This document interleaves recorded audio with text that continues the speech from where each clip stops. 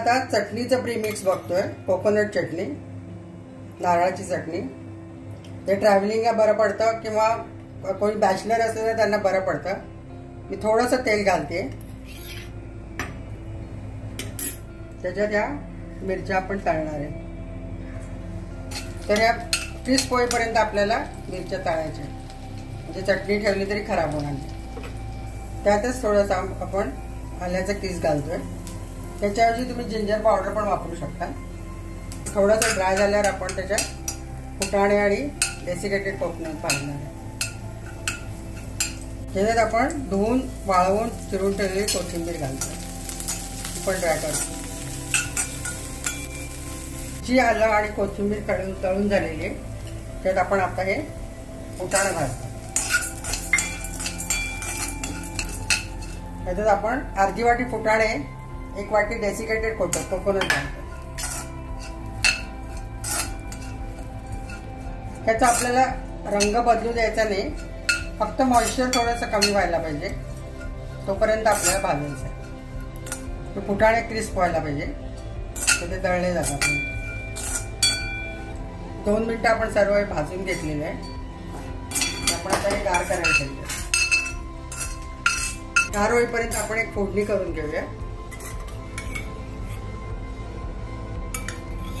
2 चमचे तेल, मोहरी घातली, थोडीशी उडद डाळ घालतोय, मिरची, थोडासा हिंग आणि कढीपत्ता. कढीपत्ता पण मी वाळवून ठेवलेला आहे पॅन खाली.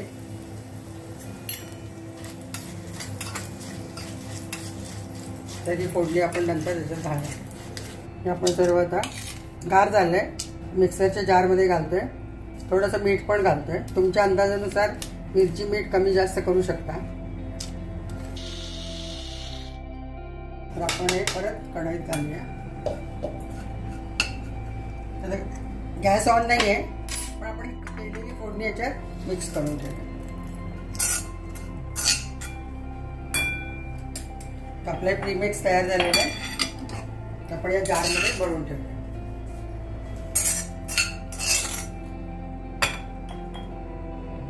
त्यातलं आता 2 चमचे आपण प्रीमिक्स घेतोय. कोकोनट चटणीचं प्रीमिक्स आहे हे. तर त्याच्यात आपण 2 चमचे दही घालतो. आपण कालवूया.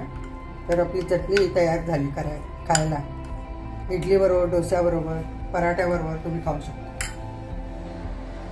चवीला अतिशय अप्रतिम लागते चटणी. तुम्ही करून बघा. आवडलं तर लाईक करा, शेअर करा आणि सबस्क्राईब करा.